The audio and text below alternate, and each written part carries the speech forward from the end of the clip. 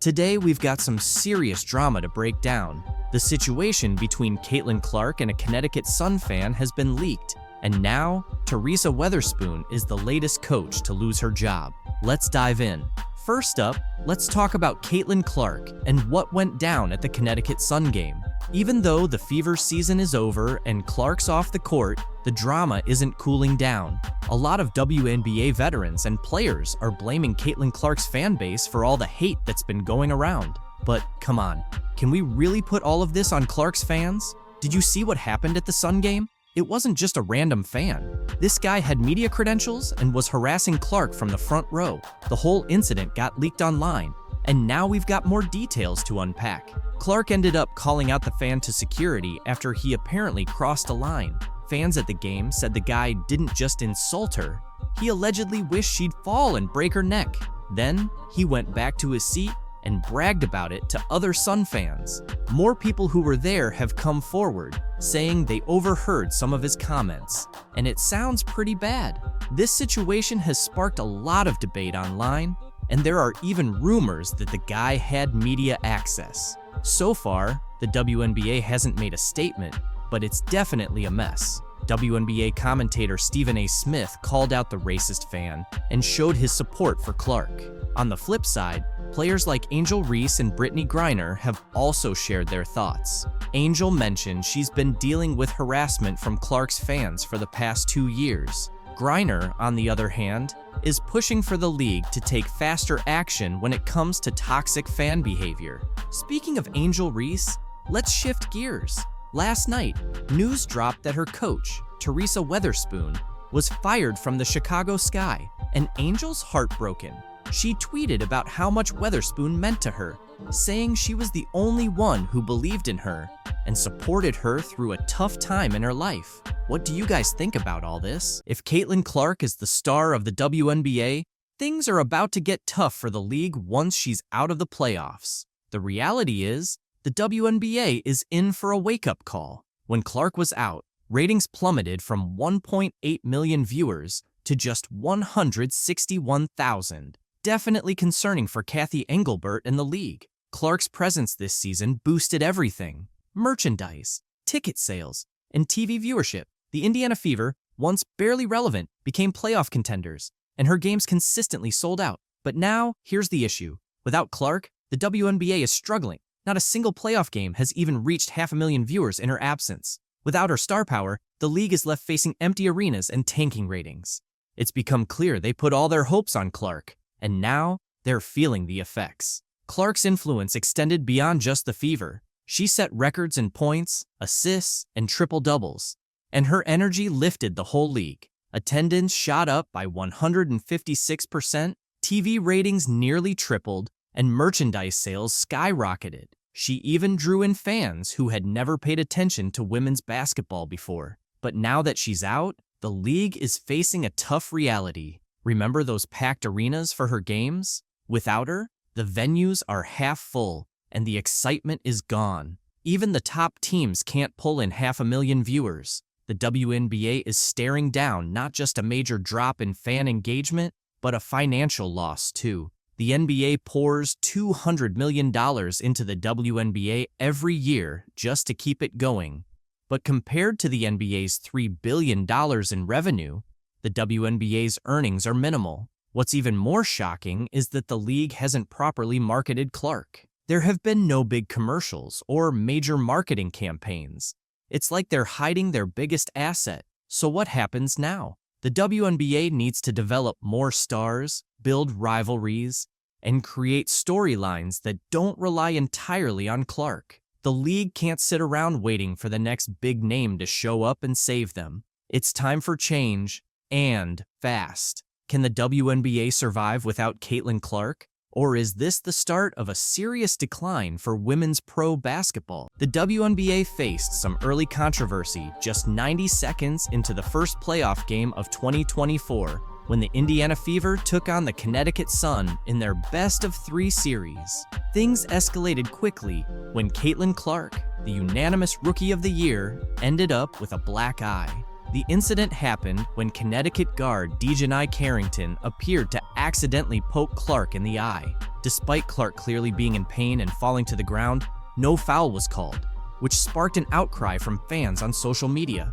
Many accused Carrington of foul play, claiming the move was intentional. Even Barstool Sports founder Dave Portnoy weighed in, tweeting, "Why does the WNBA let players wear gigantic nails if they use them as weapons? We're lucky Caitlin didn't lose an eye. No foul call, and she had to play with one eye the rest of the game." Clark, despite the injury, continued playing, but had one of her toughest games since joining the WNBA. She shot just 3.5%, going 4 for 17 from the field, including 2 for 11 from beyond the arc. The Fever, unable to rally behind their star, suffered a tough 93-69 loss to Connecticut, putting them on the verge of elimination. Kelsey Mitchell's 21 points and Aaliyah Boston's 11 rebounds were among the few highlights for Indiana. On the other side, Connecticut was led by Marina Mabrey's 27 points and Alyssa Thomas's 15th career triple-double as they controlled the game from start to finish. Despite the rough game, Clark didn't blame her eye injury for the performance. After briefly sitting on the bench following the poke, she decided to push through the pain and played 36 minutes, contributing 8 assists. However, her shooting struggles were hard to ignore. In the post-game press conference, Clark refused to place blame on Carrington, taking full responsibility for the missed shots and acknowledging her difficult game. Her determination to keep playing says a lot about her resilience, but fans are still left wondering if the eye injury played a bigger role in her off night.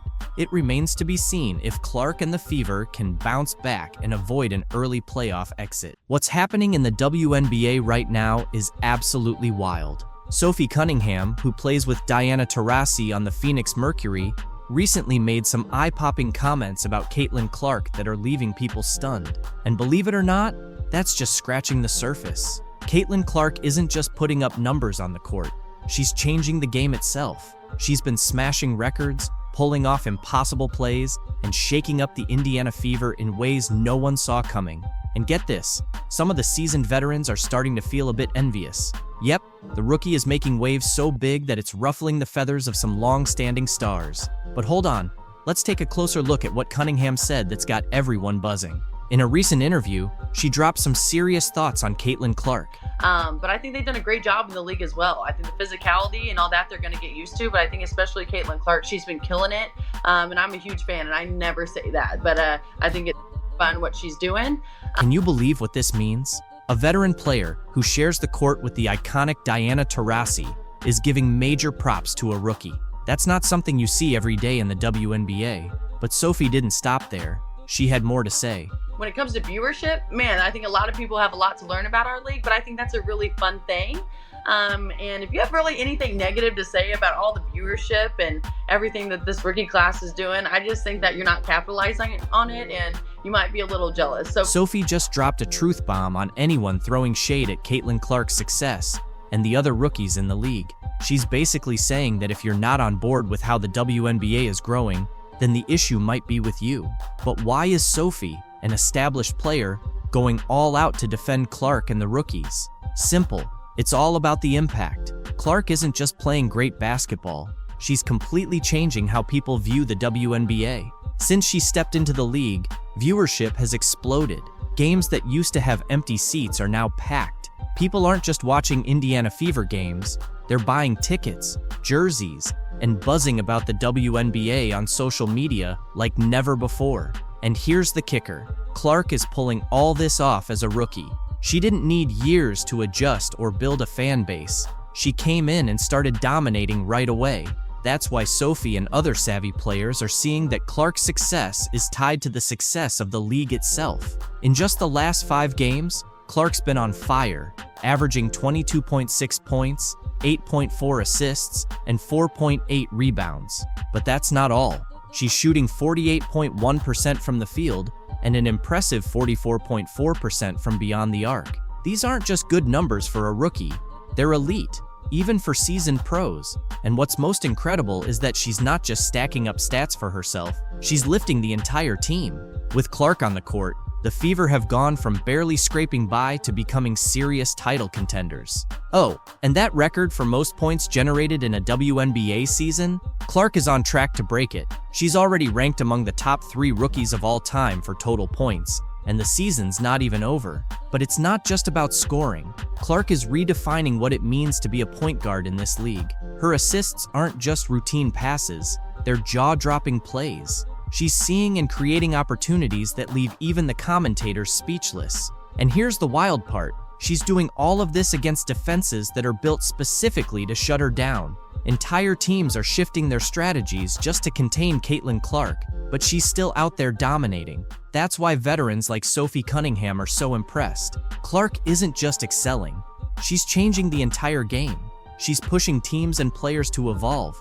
And in doing so, she's raising the level of competition across the WNBA. Let's dive into something Cunningham brought up that's been stirring the pot in the league: the jealousy and criticism aimed at Caitlin Clark. Sounds crazy, right? A rookie making such a huge impact that it's got veterans feeling envious. But that's exactly what's happening. Some players, and even some fans, are complaining about all the attention Clark's getting, saying it's overhyped or that she's stealing the spotlight from more experienced players. But let's be real, this is just plain jealousy. As Sophie Cunningham wisely pointed out, those who are grumbling about the attention Clark is bringing to the league are missing out on the bigger picture and maybe feeling a bit envious. She's absolutely right. Clark's success doesn't take away from any other player's value.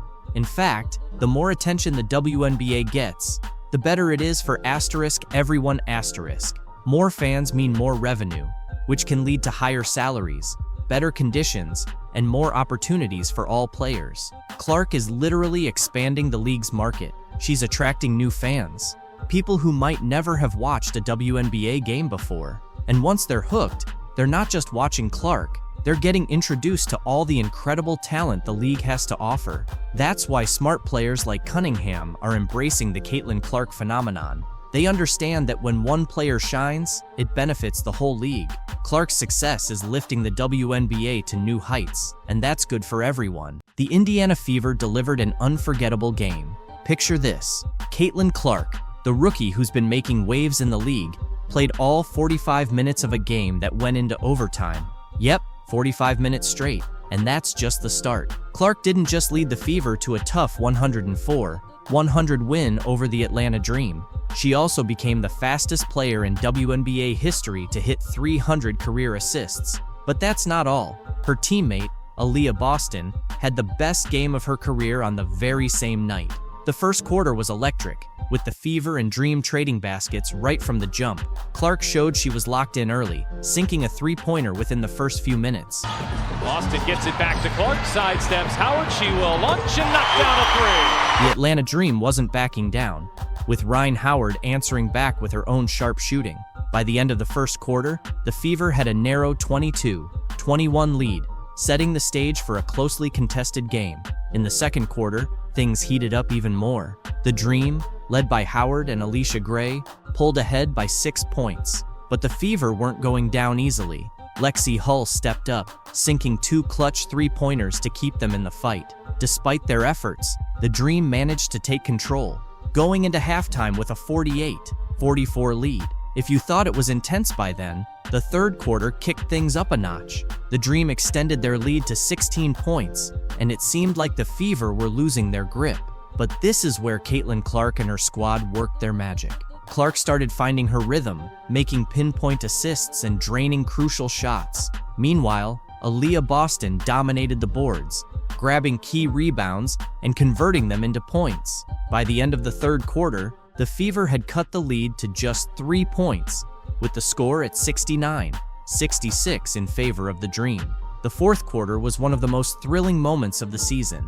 It was a battle between two determined teams. Clark continued to lead the Fever's offense with precision, while Boston was unstoppable around the basket. The game was tied multiple times in the closing minutes. With 18 seconds left, Boston hit a huge shot to tie the game at 90, sending it into overtime. Overtime was pure intensity.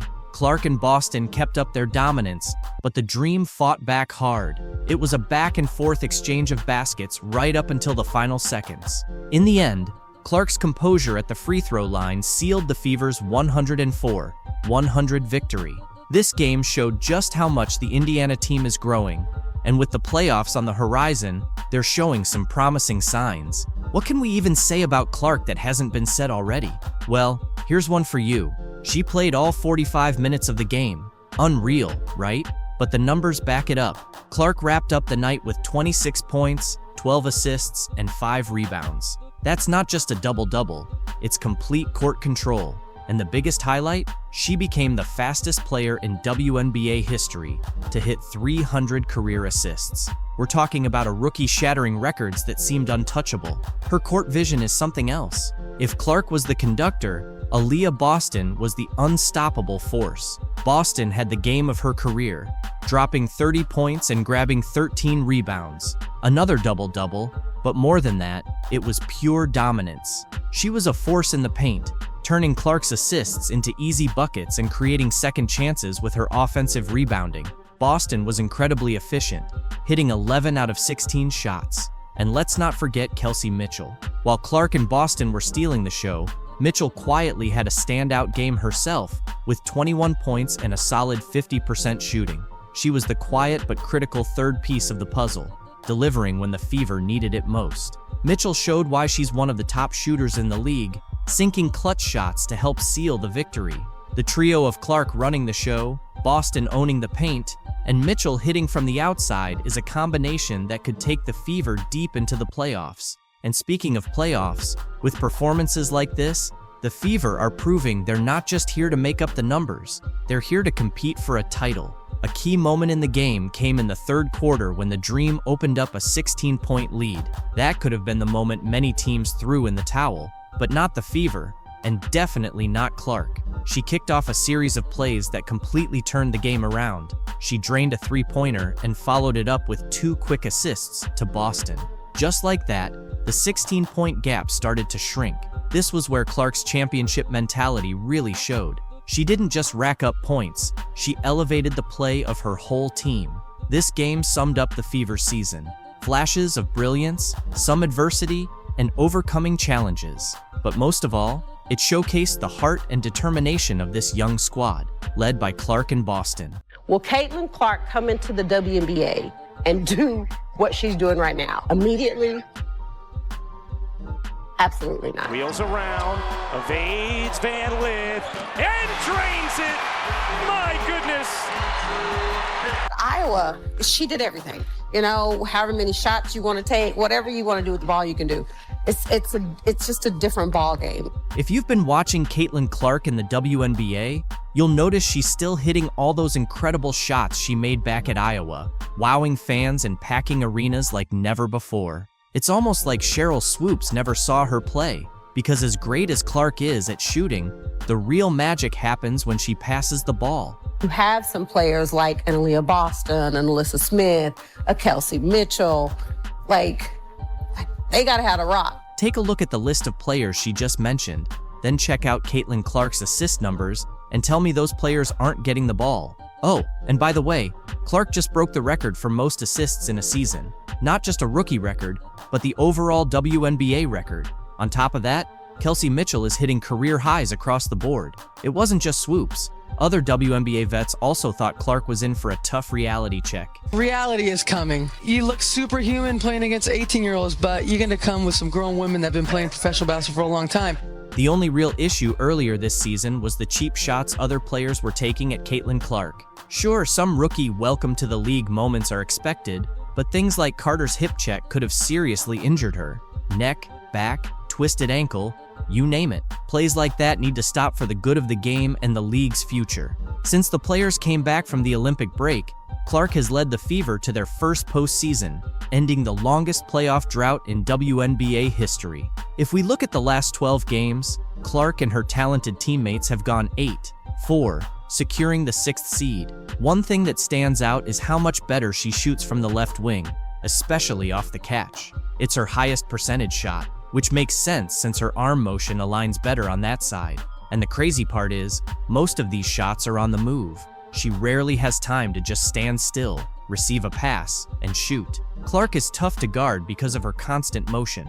She runs off double Ivan screens, snaps back to the ball off a pin down, and the defender makes the bold choice to go under the screen, which triggers a flare cut to the deep left wing. She barely has any space, but still drains the shot. You could see WNBA players wondering why her NCAA opponents weren't guarding her properly. It was like Clark was showing off when she hit her personal best of 7 threes against Brittany Sykes' Mystics. It turns out, stopping Clark from getting her shots off to the left is harder than people think, even for seasoned WNBA vets. And against Diamond D Shields and the Chicago Sky, she hit 2 threes going left, with defenders right in her face. The Fever run some great plays to capitalize on her left side. For example, the cross screen leaves her defender under the screen, first mistake. Then, the handoff causes 2 defenders to get tangled up, and the final screen by Boston leaves Clark wide open to knock down a beautiful shot. When it comes to her passing, Clark is creating over 5 layups per game for her teammates, which is just wild. The biggest beneficiary is Aaliyah Boston. They've got a nice play where Boston slips the ball screen on the left side, then gets a double staggered screen across the lane, allowing Clark to deliver a perfect pass for an easy bucket. In a similar setup, Clark gets a ball screen at the top while Boston uses her body to shield the defender and finishes with a soft touch off the glass. Their bread and butter is the pick and roll. Since Clark draws both defenders, Boston often gets open shots right at the rim. Boston uses her size to spin around smaller defenders for easy layups, and when they reverse the ball screen on the left side, it's the same result. Boston's defender has to hedge because of Clark's shooting threat, but Clark's wraparound pass finds Boston perfectly. She even spins the ball just right so it lands in Boston's hands, allowing her to finish away from the defender. Just perfect execution.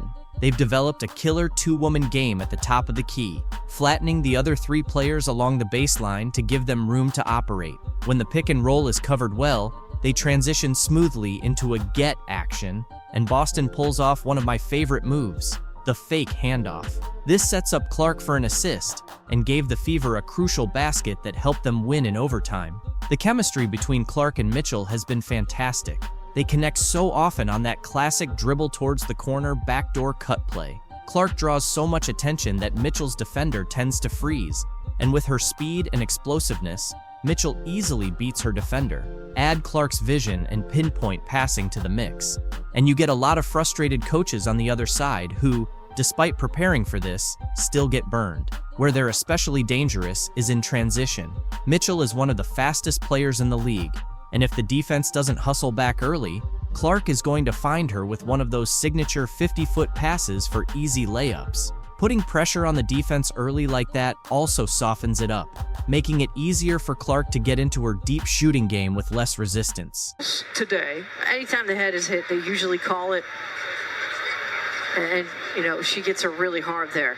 Any contact above the shoulders. Angel Reese hit Caitlin Clark right on the head and ended up getting benched for it. To be honest, this situation isn't as glamorous or joyful for Clark as it might seem. The physical demands and the pressure of expectations, both on and off the court, have been tough. Adding to that, the stress from social media and various conspiracies has made things even harder. Clark talked about how challenging it all has been. Younger than that at times, and I'm trying to navigate moving to a new city by myself. I'm trying to navigate, playing in a new league on top of everything else that has come with it. And in the midst of all the chaos, Caitlin Clark is trying to stay calm.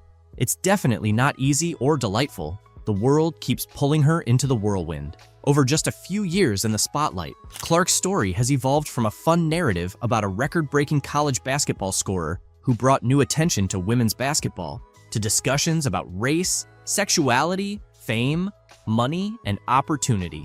Then, it shifted back to concerns about her turnover numbers early in her first WNBA season. Clark highlighted the importance of focusing on mental health and emphasized that seeking help is crucial. "I can achieve everything in my life," she said. "I'm not afraid to ask for help and to tell people, today is just not my day, and that's okay. Not every day has to be perfect." I think it's something that a lot of people in our country struggle with, especially young individuals. And, I think the biggest thing is don't be afraid to ask for help. The concern isn't just about Clark herself. Tennis star Serena Williams recently praised Caitlin Clark for handling early success well despite social media negativity.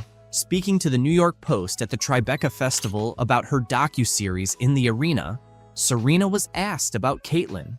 Serena responded, "I just love that she tries to stay grounded." She mentioned that Caitlin avoids looking at her social media. Sharing some advice with Caitlin, Serena said, "If people are negative, it's because they can't do what you do, basically, and hopefully she'll continue to do what she's doing." Relating to Clark's tough early career days, Serena Williams shared her own experiences with similar negativity as a young tennis star. "I was bullied," Serena said. "Things I went through would get people canceled now." Earlier this year, Serena expressed interest in owning a WNBA team while talking to CNN. "I would definitely be super interested with the right market," she reiterated. "We just need the right catalyst and people. And I think that's happening over the past 2 years. Women's sports are finally having their moment." Big stars like Serena recognize Caitlin Clark's unprecedented rise to fame. She's one of the most popular athletes on the planet, and she hasn't even played her first WNBA game. In her first 14 games, Clark is on track to win Rookie of the Year, averaging 15.6 points on 36.7% shooting, 32.2% from three, 4.9 rebounds, and 6 assists. However, she's also facing intense physicality and committing a league-high 5.5 turnovers per game. Amid all the attention, fans are concerned about her mental health and well-being. Being famous has its perks, but at just 22 years old, there's worry about whether Clark can handle the long-term pressure. In ESPN's Full Court Press series, Clark admitted she sometimes wishes she were normal, because all the attention and press can be draining. "There are days when you don't want to talk to everyone," Clark said, "but someone comes up to you, and this is their 10-second interaction with you,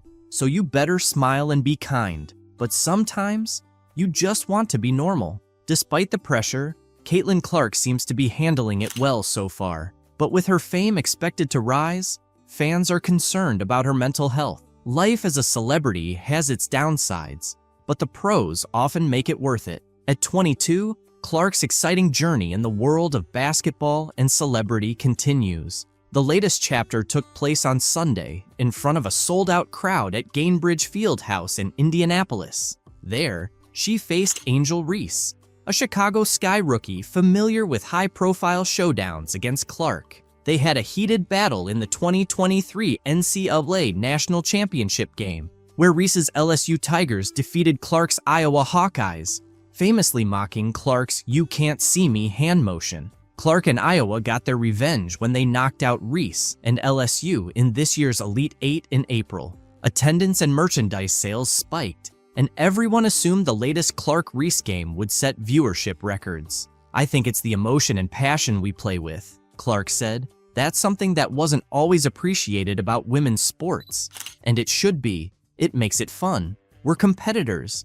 And that's how the game should be. It's going to get feisty and physical, but both teams are just trying to win." In their second professional meeting, the Fever earned a 91-83 win, with Clark delivering her best all-around performance of her 15-game career. She scored 23 points on 11 shots, adding 9 rebounds, 8 assists, and 2 blocked shots. In a dramatic turn, Reese hit Clark across the head, sending her to the floor as she attempted to block Clark's layup in the third quarter, earning Reese a flagrant foul. Clark's reaction was unexpectedly composed. "What's going through my mind is, I need to make these 2 free throws," she said. "That's all I'm thinking about. It's just part of basketball. It is what it is. She's just trying to make a play on the ball and get the block. It happens." Under 5 minutes to go in the first, it's Caitlin Clark. The ball's knocked loose, doesn't matter. 29 feet away, pulling up from Alexandria. Boom. No problem. Caitlin Clark just delivered the explosive performance we've all been waiting for. She nailed 7 three-pointers and scored over 30 points in front of a packed crowd of more than 20,000 fans, turning a dream scenario into reality for us supporters. In this remarkable game, Clark became just the second rookie in WNBA history to hit 7 three-pointers and reach a career-high 30 points. She matched Crystal Robinson's rookie three-point record from 1999 and surpassed Tamika Catching's record of 6 from 2002, setting a new franchise record for the most three-pointers by a rookie in a single game. Her standout performance not only led the Indiana Fever to an 85-83 victory over the Washington Mystics in the Commissioner's Cup, but also won over fans who had seen her struggle in earlier games. Moreover, she silenced critics who doubted her ability to adjust to the WNBA standards. The game, which was moved to Capital One Arena to accommodate the high demand to see the top draft pick, saw Clark shine in front of a record-breaking crowd of 20,333. This was the largest attendance for a WNBA game since the 2007 finals and the second best performance since 1999. Clark also added 8 rebounds, 6 assists, and a career-high 4 steals to her impressive stats. At this time 1 week ago, we were gearing up for Caitlin Clark to go against Angel Reese for the first time in their WNBA careers. And by the time the Fever Sky game was over, the conversation had changed to Kennedy Carter's foul on Clark, a foul the WNBA would later upgrade to a flagrant foul 1 the very next day, and it was a foul that launched 1,000 takes. Caitlin Clark has made history as just the second rookie to score over 30 points, grab more than 5 rebounds, dish out over 5 assists, and hit more than 5 three-pointers in a single game. She also became the fastest WNBA player to reach 200 points and 75 assists, achieving this in just 12 games and surpassing Sue Bird's record of 14 games. "It felt great to shoot well. Even my misses felt close," Clark said after the game. "It was nice to have a night like this. Overall, we shot the ball really well. 16 made threes. I still see so many areas where I can improve, and I think that goes for our entire team." Clark is determined to maintain her high level of play, knowing she hasn't reached her peak yet. Her standout performance also led the Fever to deliver the Mystics their 11th consecutive loss, marking the worst start in the franchise's history. Kelsey Mitchell, Clark's backcourt partner, added 16 points, 4 assists, and 3 steals. Both Aaliyah Boston and Nalissa Smith contributed 10 points each. The team secured their second Commissioner's Cup win, moving to a 2-1 record in the competition. However, despite her impressive performance, Clark is still dealing with some rookie challenges, including leading the league in turnovers. She had 8 more turnovers in this game, bringing her season total to 67. Interestingly, she matched her career high of 30 points from May 28th against the Los Angeles Sparks. Along with her 6 assists, 8 rebounds, and 4 steals, she made 7 of 13 three-point attempts, tying a WNBA rookie record, and hit 5 consecutive shots from beyond the arc in the second half. Yeah, I think it's a process more than anything. It felt good to shoot the ball well. Like, I feel like even my misses were like right there. I thought multiple were still going in, and it was nice to have a night like that. Clark's confidence in her game is evident from recent performances. Earlier, she discussed the learning curve she faced in her first 11 professional games. After scoring just 3 points in a season-low performance against the New York Liberty on Sunday, Clark rebounded with what many consider the best game of her young WNBA career, thanks to a 4-day break. During this time off, Clark mentioned that the Fever took the opportunity to refine their set plays and practice against ball screen blitzes that had been challenging them. Against the Mystics, Clark found space to create off those screens, explaining, "As a shooter, once you see 1 or 2 shots go in, the basket just seems bigger and bigger." Indiana head coach Christy Sides noted that the strategy to get Clark more action off screens was deliberate, aiming to reduce her workload. "She started feeling it late, which is always a good sign," Sides said. Defensively, Clark made an impact with a steal under the Washington basket to ignite a transition bucket in the first half and added another steal shortly after. By halftime, she had 4 assists and 3 steals, energizing the fans. Playing against the struggling Washington Mystics, who have 11 losses this season, also gave Clark a chance to look more at ease on the court. She mentioned before the game that she felt her passing was up to her standard. even as she and her Fever teammates continue to build their chemistry. Clark is also satisfied with her rebounding stats. Considering her size, the two-time NCAA Player of the Year came into Friday's game averaging 15.6 points, 6.4 assists, 5.1 rebounds, 1.3 steals, and a league-high 5.4 turnovers per game. Clark believes that as the game slows down for her, those turnovers will decrease. To reduce turnovers, Clark showcased her ball handling skills with a smooth one-handed drive and a scoop shot for 2 points in the first quarter.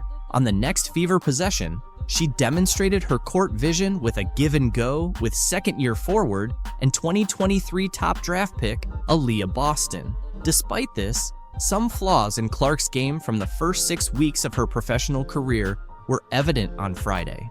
In the first quarter, she was stripped by fellow rookie Julie Van Loo, who then hit a transition three-pointer before Clark could recover. Clark responded with a step-back three-pointer near the Mystics logo. With the Fever starting 3s in 9, Clark is gaining a clearer understanding of how much experience counts in the WNBA. She offered some realistic insights into her situation, noting, if you're the #1 pick, you're probably going to a team that didn't have the best year before. It can be tough at times. One of the positives from the first 11 games has been the team's energy, which Clark says has remained consistent since their first game. Recently, Clark has been more in the media spotlight, particularly after taking hard fouls from the Chicago Sky's Chennedy Carter, which the league later upgraded to a flagrant foul. Clark addressed the controversy before Friday's game and stated she wasn't seeking an apology from Carter. While Carter faced criticism from fans upon the Sky's arrival in DC, Clark's performance highlighted her resilience and ability to rise above the situation. And she's having a tremendous season. She's played great basketball in my eyes, probably in first place for 6th Player of the Year. And, it's just basketball at the end of the day. There's no grudges. There's nothing like that. It's a sport. It's competitive. It's not going to be nice all the time. That's not what basketball is. And I think people that play that at the highest level understand that. Clark acknowledged that she was fully aware of the physical challenges she would face in the WNBA. Maybe some people didn't understand the circumstances, she said. Clark continued, "You're starting a new chapter and a new phase of your career as a professional athlete. It's not going to click overnight. That's just not how it works." Clark has been emphasizing this since the beginning of her WNBA career, but both she and her fans are well aware of her exceptional talent and quick learning abilities. She plays in front of sold-out crowds in large arenas, and the excitement only seems to grow with each game. While Angel Reese might not see it now, it's Caitlin Clark who has made the WNBA the talk of the town, drawing record-breaking crowds and increasing viewership for fans watching from home. And here is the women's basketball world choosing to reject the attention that is finally coming their way by rejecting Caitlin Clark. The WNBA has really missed out by passing on Caitlin Clark. She's not just any rookie, she's the most exciting thing to happen to the WNBA, NCAA, and women's basketball in general. But here's an intriguing twist. She got left out of the Team USA women's basketball roster. Talk about a major surprise for 2024. Look, let's be honest. Most people didn't even know they had women's basketball in the Summer Olympics. Now you have a chance to do this, and you don't take it, so here.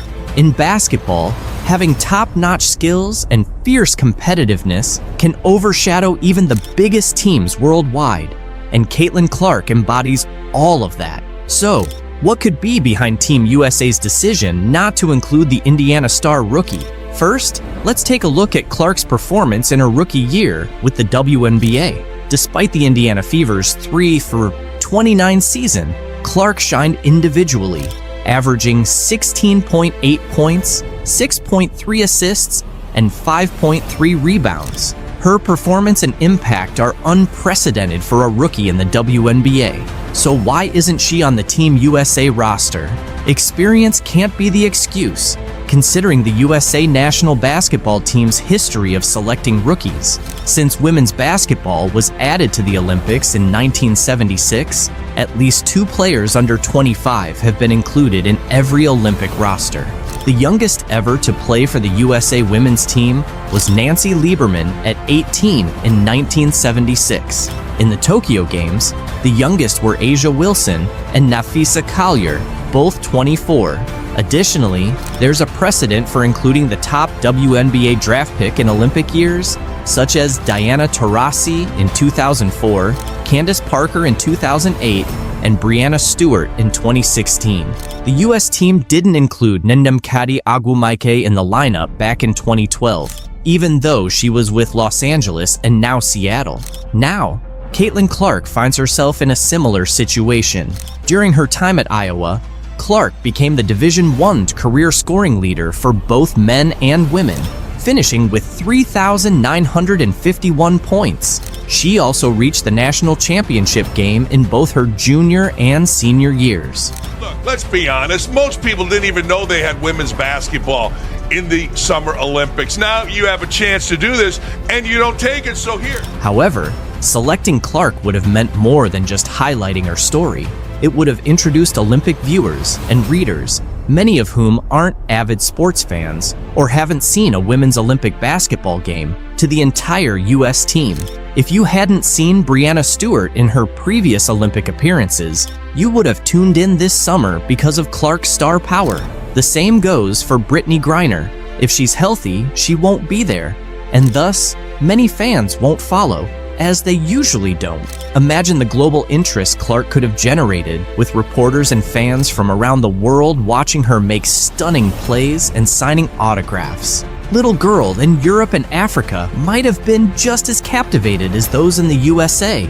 It all comes down to USA Basketball, whose mission is to promote, grow, and elevate the game at all levels. Missing out on representing your country in the Olympics is undoubtedly disheartening, and Caitlin Clark likely felt that way when she learned she hadn't made the 12-player roster for the Paris Games. On Sunday, Caitlin Clark and Fever coach Christy Sides addressed the news for the first time since it was announced that the top overall pick didn't make Team USA's final roster for the 2024 Olympics in Paris next month. Clark maintained her usual calm demeanor when reacting to the news, but Sides revealed her star's immediate response. Clark got the call while on the bus and texted Sides to share the news. Sides tried to keep her spirits up, and Clark's reaction was, "Hey coach, they woke a monster," which Sides found impressive. Clark noted that the team's mix of talent and experience, none of the players being younger than 26, was a key factor in her not making the roster. Despite this, Clark expressed enthusiasm for the players who did make the team. She said, "I'm excited for the girls on the team. I know it's the most competitive team in the world, and it could have gone either way, with me being on the team or not. I'll be rooting for them to win gold. Watching the Olympics has always been a dream for me, and this just adds motivation. Hopefully, in 4 years, I can be there." Clark was invited to the most recent training camp in April, which would have been her first chance to work with the senior national team, but she couldn't attend due to the Final Four. Nonetheless, she gave herself a strong chance with a standout rookie season. However, she has faced challenges with the physicality of the game and leads the league in turnovers, averaging 5.6 per game. These issues, along with the talent and experience of the players ahead of her, seem to be the reasons she didn't make the final roster. According to Christine Brennan of USA Today, Team USA veterans were concerned about how Clark's large fan base might react if she were chosen, but received limited playing time. Clark didn't go into details about the decision, but mentioned that USA Basketball called her to deliver the news before it was publicly leaked on social media. On the bright side, Clark will finally get a break when the WNBA takes a pause for the Olympics. She's been playing almost non-stop since her senior season at Iowa started in October. Once the Fever finish their pre-Olympic schedule on July 17th, they won't play again until August 16th. "I'm really looking forward to a break," Clark said. "I've loved every second of competing, but it will be great to rest, get healthy, and take a bit of time away from basketball. It'll be nice to find some peace and quiet for myself." There's a slight chance Clark could still join the team as an injury replacement, Notably, Chelsea Gray, who was selected, hasn't played in 8 months due to a foot injury, and it's unclear when she'll return. As one of the top playmakers, Clark could be next in line if Gray isn't back in time. However, Clark is focusing on the Fever and their effort to climb out of the 11th seed. If USA Basketball needs something, I have a good relationship with them. But the 12 players they've selected are really great, Clark said. I think they're in good hands. Cheryl Reeve is a great coach, and the selection committee did a really good job. Some media personalities suggest that not making Team USA could turn out to be a blessing in disguise for Clark. Jamel Hill, formerly of ESPN, suggested that not competing for the gold medal might actually be beneficial for Clark. In just a few weeks, Clark transitioned from college basketball to becoming a professional and dealing with a demanding schedule. A multi-week break could be just what she needs, Hill mentioned in an X post. Clark had almost no offseason. Her college career ended on April 7th after a long 6-month season, and just a week later, she was the first overall pick in the WNBA draft by the Indiana Fever. She started practicing almost immediately, with the Fever's preseason beginning 11 days before the WNBA season kicked off on May 14th. The WNBA season will take a nearly month-long break for the Olympics, with the Fever off from July 18th to August 15th. This will be the longest gap between games for Clark since before her final season at Iowa started.